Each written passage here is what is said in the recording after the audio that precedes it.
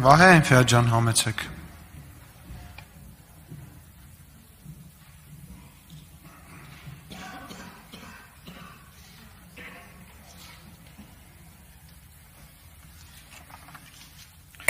Շնորհակալություն։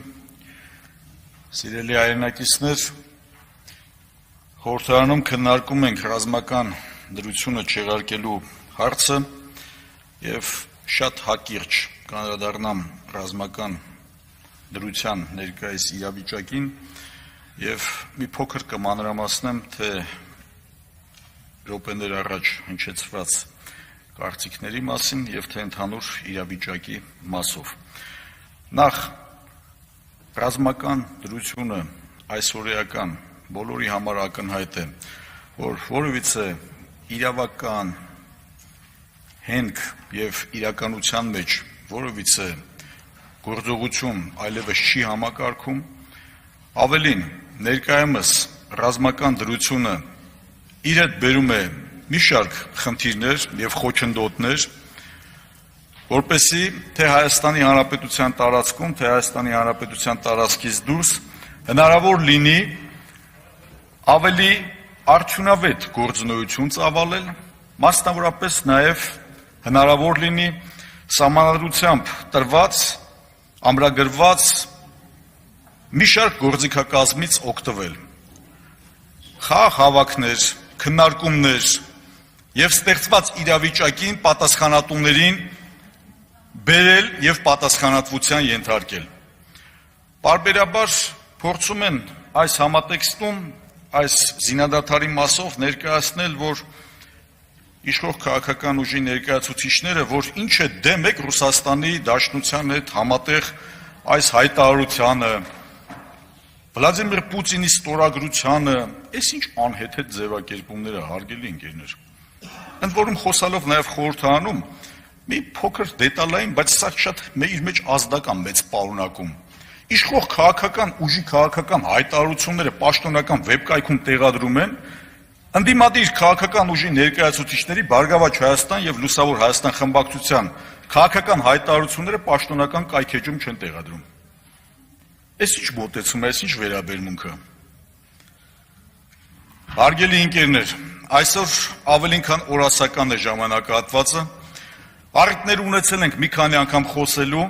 ռազմագերիների մասով, մեր մի շարք համայնքներում Արցախի Հանրապետությունում ստեղծված իրավիճակի մասով, որը որ կեղծ եւ սուտ տեղեկատվություն է ներկայացվում մեր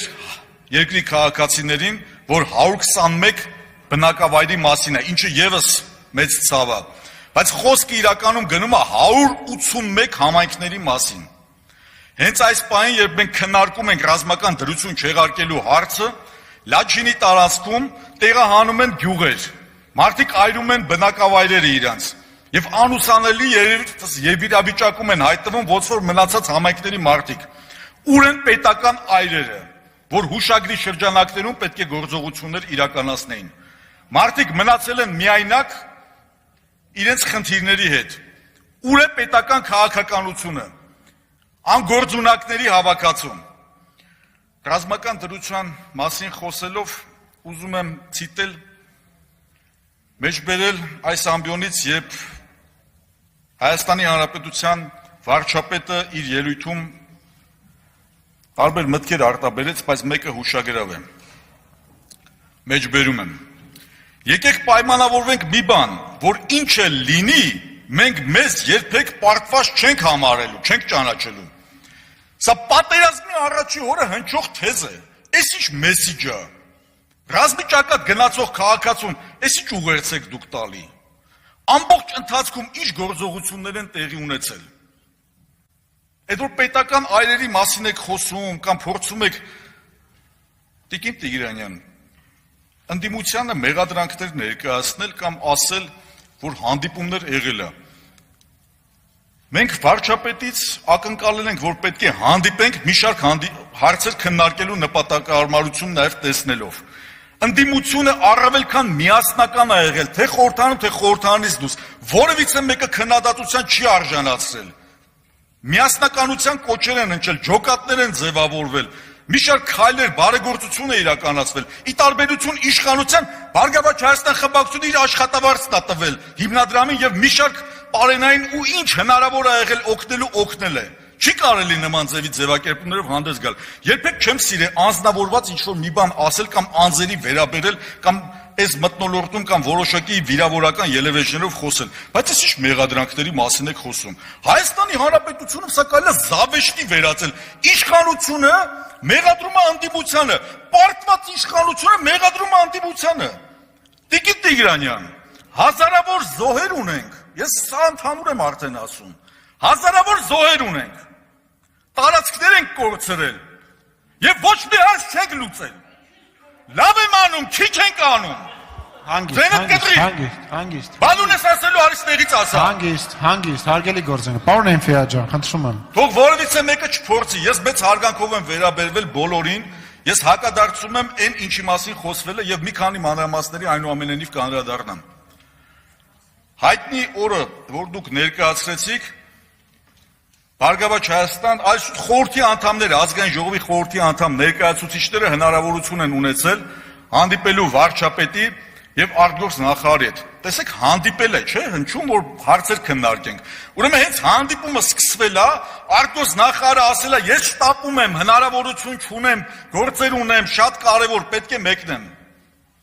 Հանդիպել ենք, որ մի շարք կարևոր հարցեր քննարկենք ռազմաճակատի հետ կապված եւ առհասարակ դիվանագիտական ճակատը գիտեք ոչ պակաս կարևոր է եղել։ Նիկոլ Փաշինյանի հետ մոտավորապես մի ժամ ժամանակ ենք ունեցել քննարկելու եւ մեր հարցերը եղել են շատ հստակ։ Որոշակիորեն, քանի որ ռազմական գործողությունների մասին է խոսքը գնում, ամբողջությամբ չենք կարող պարզաբանել, բայց ես վստահ եմ, մենք ժամանակ կունենանք բաց նիստեր ունենալու, փակ նիստեր ունենալու եւ ավելի հանգամանալից բոլոր մանրամասներին անդրադառնալու, թե խեր այդ իրավիճակը եւ ինչ ձևակերպումներ է եղել։ Եվ երբ որ ասում եք, որ Նիկոլ Փաշինյանը, որ ամենայն պատասխանատվությունը իր վրա է եւ քաղաքական թիմի վրա,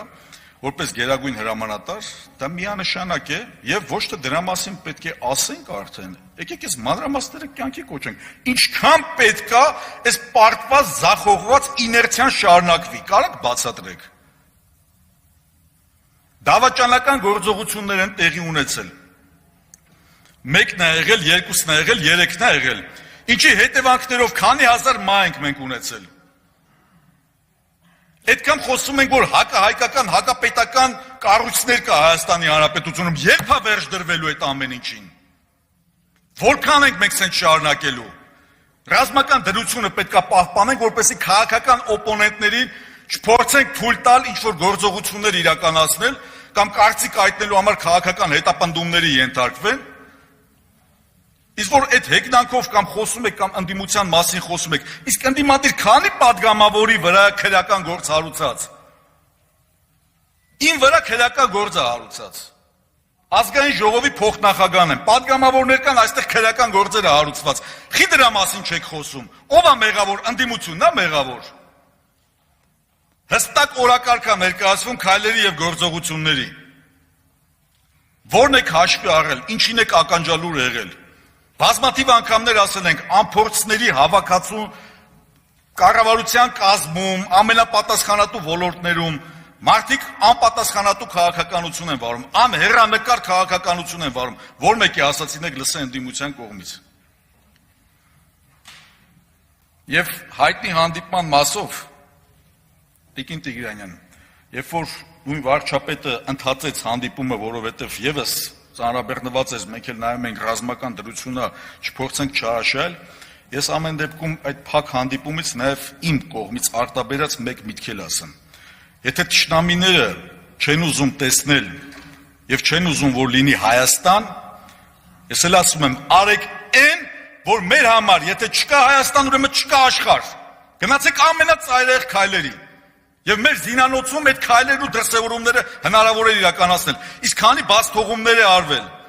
հրամանատարական կազմի մենք ժամանակ ունենալու ենք, այո, մանրակրկիտ իմանալու եւ բոլոր դավաճանները, անկախ նրանից ով ինչ պաշտոն է զբաղեցնում, անկախ նրանից ով որ ժամանակահատվածում ինչ պետք է անել եւ չի արել, պետք է պատասխան տա։